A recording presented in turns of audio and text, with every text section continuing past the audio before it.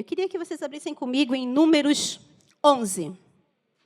A partir do verso 1, por favor.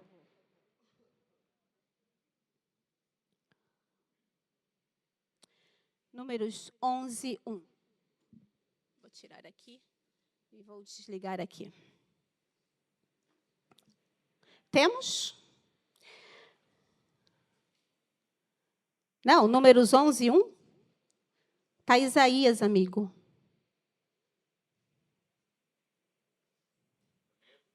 Também é bonito, podia ser. Então, vamos lá.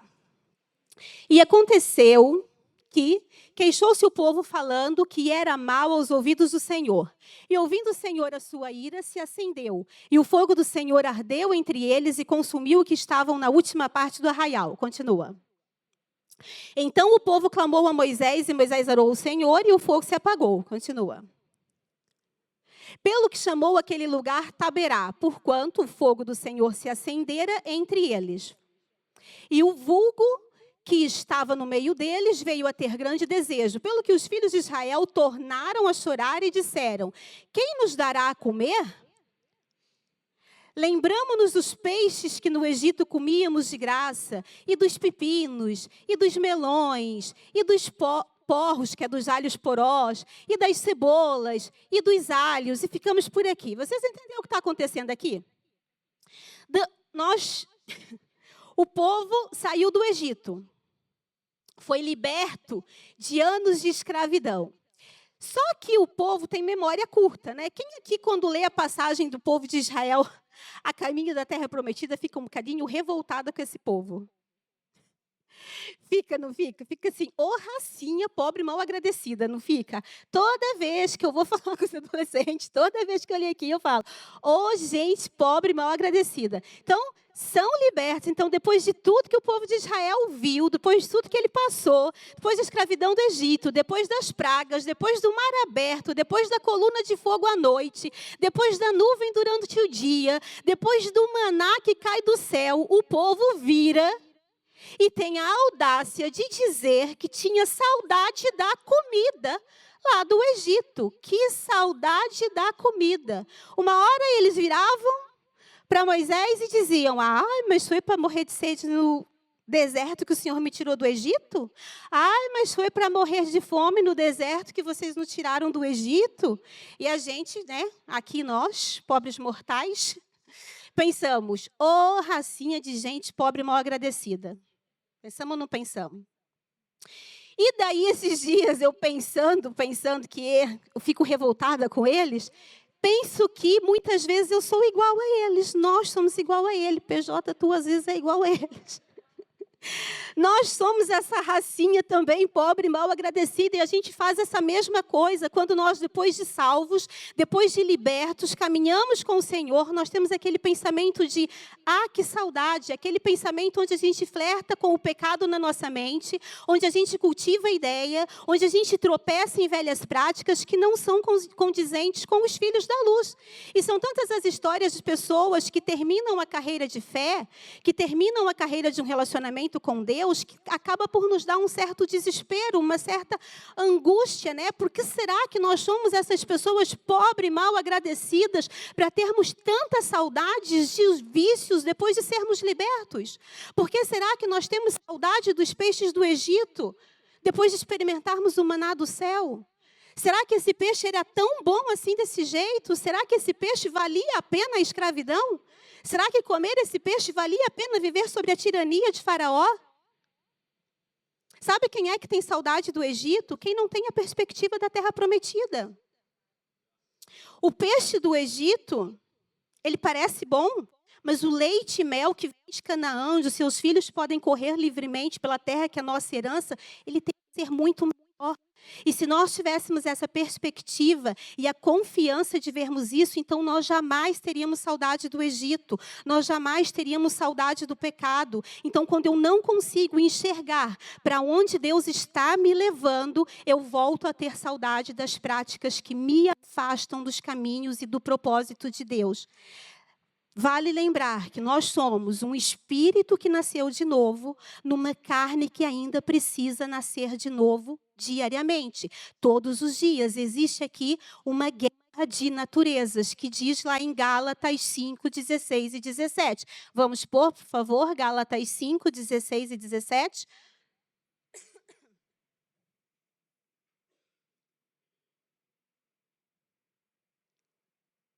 Senão eu vou lendo para não atrasar.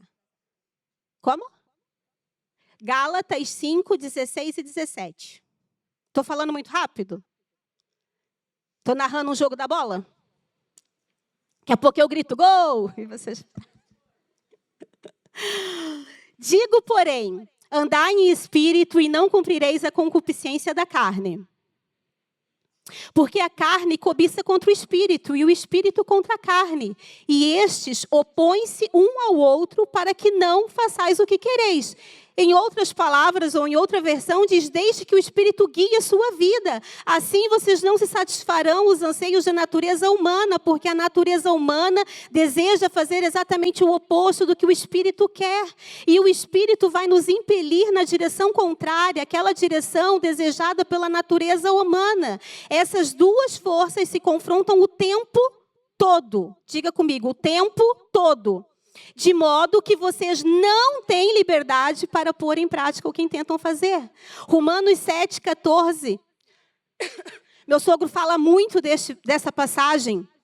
Um texto de Paulo, Romanos 7, 14, que diz, porque bem sabemos que a lei é espiritual, mas eu sou o quê? Carnal, vendido sob o pecado.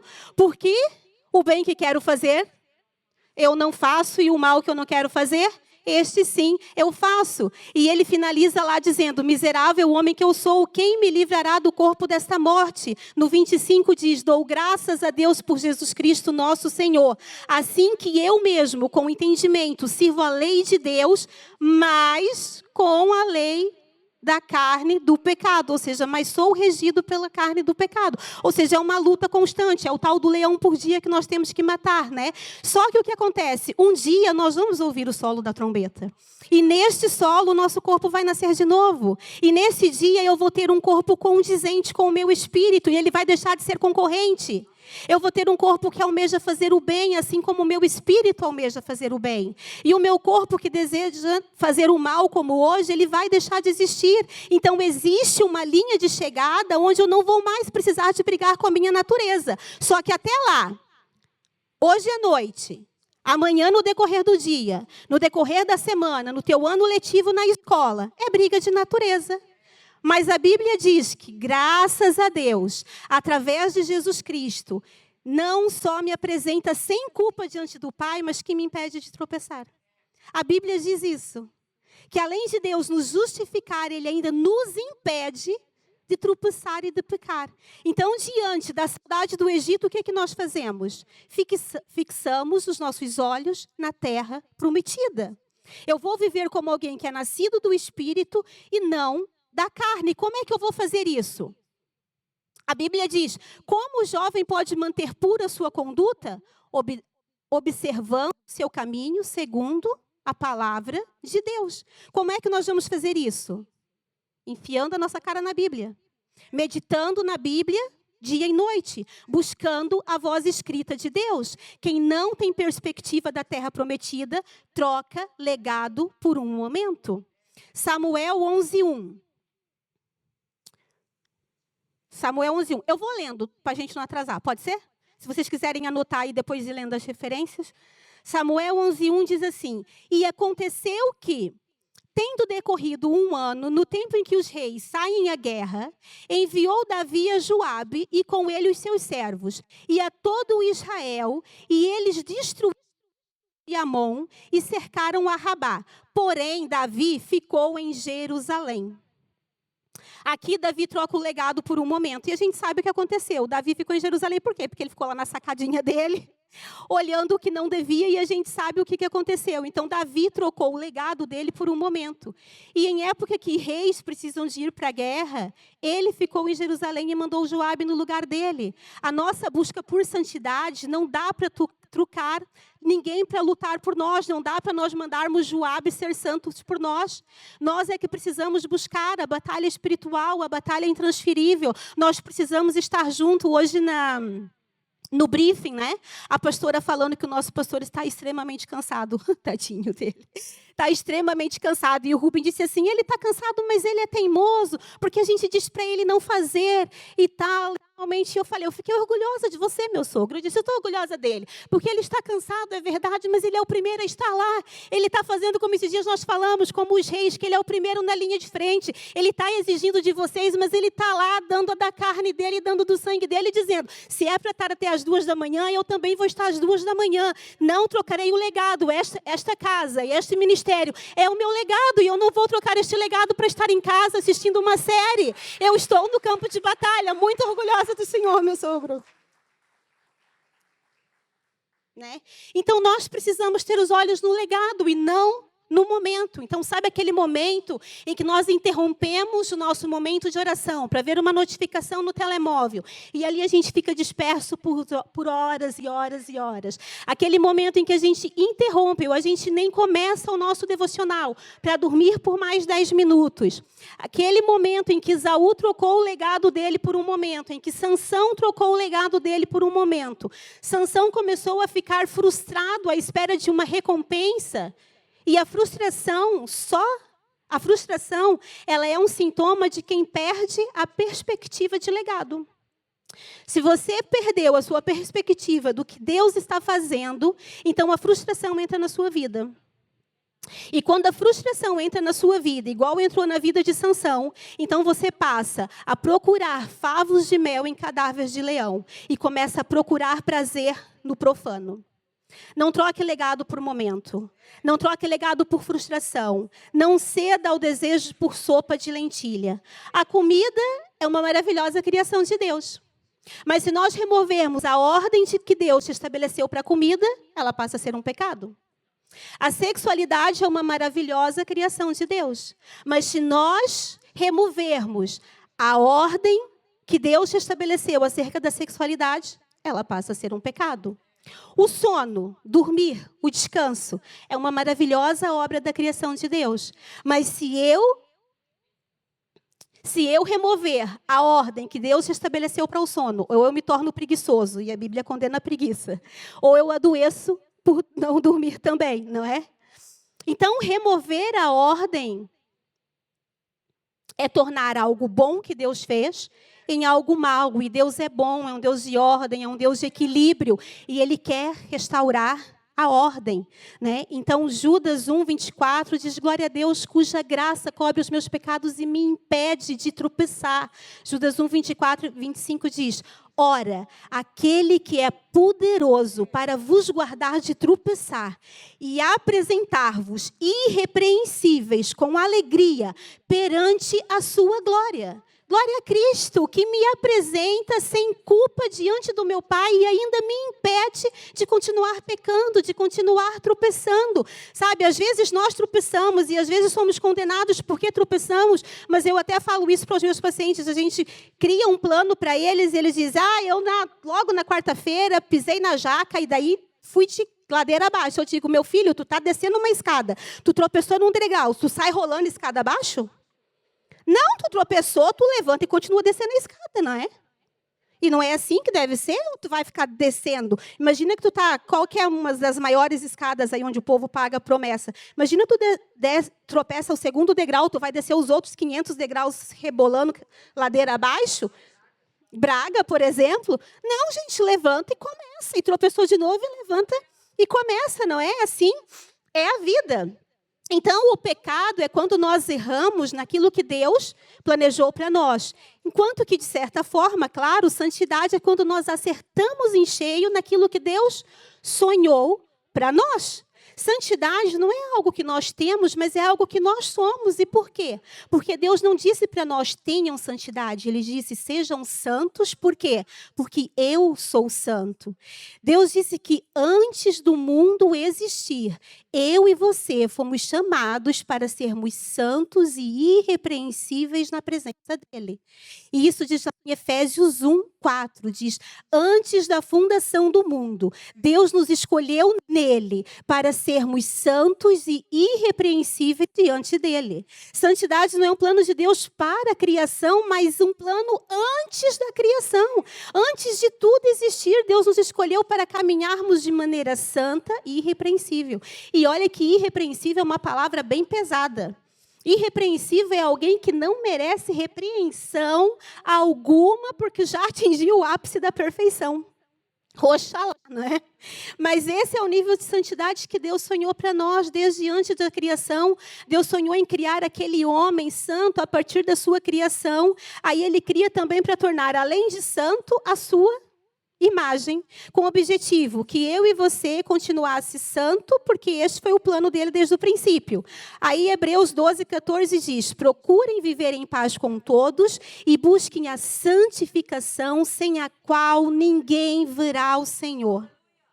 1 Pedro 1:14, de 14 a 16 diz: como filhos obedientes, não vos conformando com as concupiscências que antes havia em vossa ignorância, mas como é santo aquele que vos chamou, sede vós também santo em toda a vossa maneira de viver, porque está escrito, sede santos, porque eu sou santo. Então, para nós entendermos a santidade com que nós fomos criados para caminhar e existir, nós precisamos entender esse atributo de Deus, que é a santidade. A Bíblia repete esse atributo de Deus. Aliás, a Bíblia repete algo sempre que ela quer enfatizar algo, repete igual o Silvio Santos, 3 vezes. Então, a Bíblia repete dizendo que Deus é santo. Diz lá, Deus é.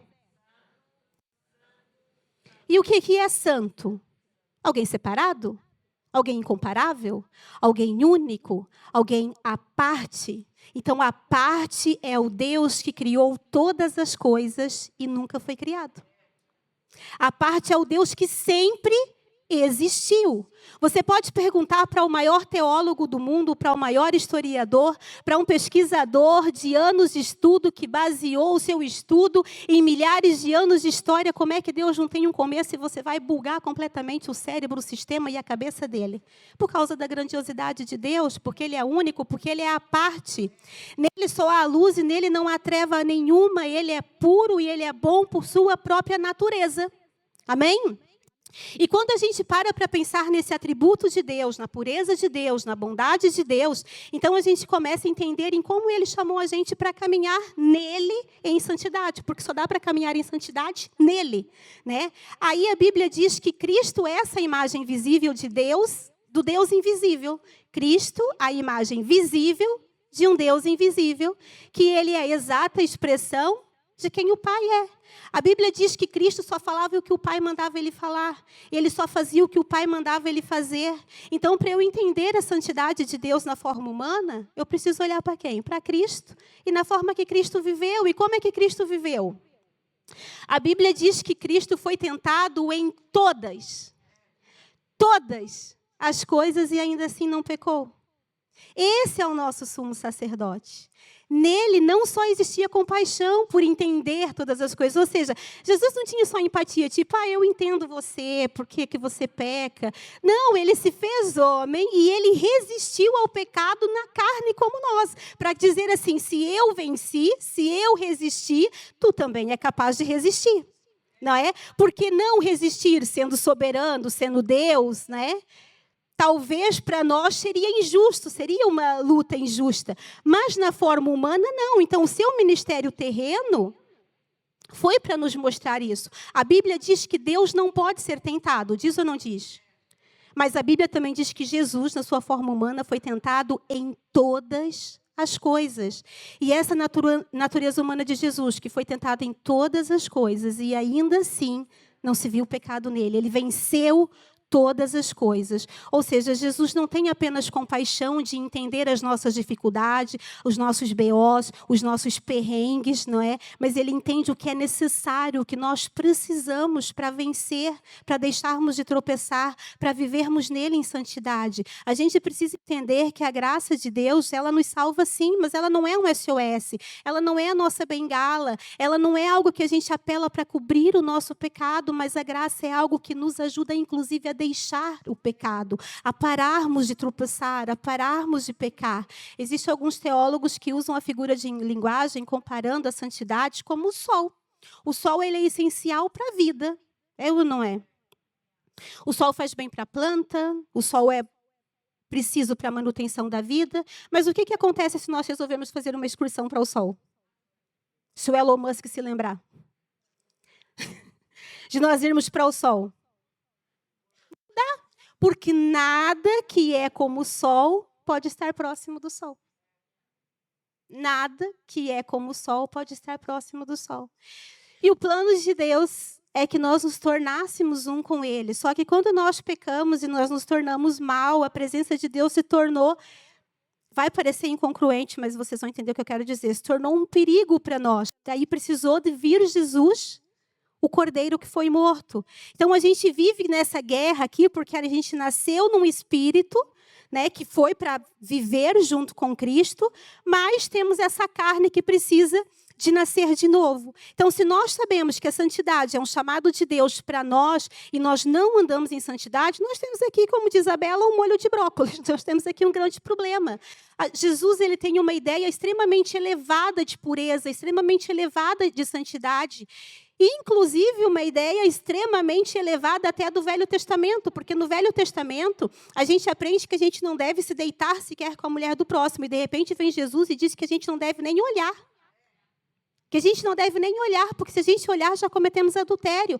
E se pensar que alguns anos atrás, por exemplo, uma pessoa que queria consumir pornografia, ela tinha que ter algum esforço, ela tinha que ir a algum lugar, alugar alguma fita numa videolocadora, ela tinha que ir comprar uma revista, ela precisava de ser muito intencional para consumir este pecado, vamos dizer assim. E hoje em dia não é preciso procurar, porque ela está exposta diante dos olhos, sabe? E, infelizmente, nos Estados Unidos fizeram uma pesquisa com adolescentes, e perguntaram para esses adolescentes se eles já tinham tido algum contato, mesmo que involuntário, com a pornografia. E 9 em cada 10 disseram que sim, 9 em cada 10. E daí eles perguntaram para os pais, e 7 em cada 10 pais disseram que tinham a plena certeza que os filhos nunca tinham contato com a pornografia. Só para nós vermos como é que ela está explícita, não é? Então, a gente está vivendo num tempo onde a exposição à sensualidade, à sexualidade, ela já não é mais sutil, ela é aberta e extremamente exposta. E o problema aqui é que até um olhar é semelhante ao adultério. E tem dia que a gente acorda, nós estamos vivendo a nossa vida, e a gente acorda como se Jesus nunca tivesse dito isso. Que um olhar pode entristecer o coração de Deus, uma fofoca pode entristecer o coração de Deus, a falta de compaixão pode entristecer o coração de Deus. Qual a diferença de uma garrafa de veneno, identificada como veneno, e de um suco de uva envenenado? O suco de uva ele pode até ser perigoso, porque tu não espera que tenha veneno lá. Porque ele está disfarçado de veneno, só que os dois vão te matar. E essa é uma estratégia do diabo, onde o nível de pecado que antes nós precisávamos de um esforço para encontrar, agora ele está disfarçado de suco de uva. Ele está em todas as prateleiras de supermercado. Então, para algumas pessoas, é fácil não consumir pornografia porque ela tem cara de veneno, ela vem embalada e rotulada como veneno. Mas nós estamos consumindo outros venenos sutis que nos estão levando a caminhar por águas profundas, perigosas. E nós entendemos perfeitamente que não dá para dormir, óbvio, com a mulher do próximo. Mas nós todos os dias vamos consumindo olhares, vícios, fofocas, mentiras, calúnias, e nós vamos engarrafando em suco de uva o veneno. E vamos bebendo. Existe um pregador, o Theo Hayashi, que ele diz que o crente que quer pecar, ele é o mais miserável de todos. Escutem essa. O crente que quer pecar é o mais miserável de todos, porque ele não consegue ter prazer em Deus, porque ele está com a consciência pesada pensando no pecado, e ele não consegue pecar direito porque ele está assombrado com o salário do pecado, que é a morte. Olha que dilema, olha que vida triste ser cristão desse jeito, não é? Quem quer ser cristão assim? Então, qual o ambiente sutil que nós temos frequentado que está sendo tóxico para a nossa vida espiritual? Consumir esses venenos disfarçados também é rebeldia. É dizer que o que Deus sonhou para mim não é bom o suficiente para mim. É não querer caminhar na santidade que Deus tem para nós. É uma loucura. Deus é bom, a vontade dele é boa, é perfeita, é agradável. A versão dele é boa e é ponto final. Como é que nós vamos discutir com um Deus que criou e idealizou a vida?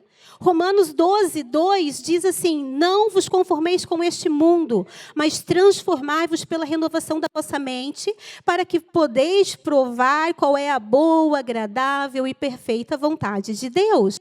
Em 1 Tessalonicenses 4, 6 a 5 diz: a vontade de Deus é que vocês sejam santificados, abstenham-se da imoralidade sexual.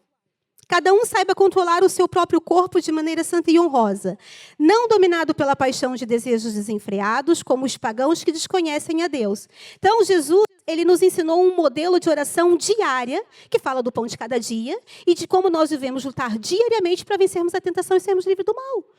A nossa oração do Pai Nosso diz livrai-nos de todo o mal. Amém. Todos os dias, ele diz, todos os dias para nós orarmos dessa forma. Quer dizer que todos os dias nós devemos pedir para o Senhor livrar daquilo que está nos matando. Todos os dias nós pedimos para o Senhor livrar-nos dos desejos da nossa carne. É uma oração diária. Infelizmente, a gente deixa para orar só quando nós chegamos no ápice do nosso pecado, ou nós já consumamos o ato do nosso pecado, ou nós já cometemos grandes pecados, não é? Erroneamente, a gente pensa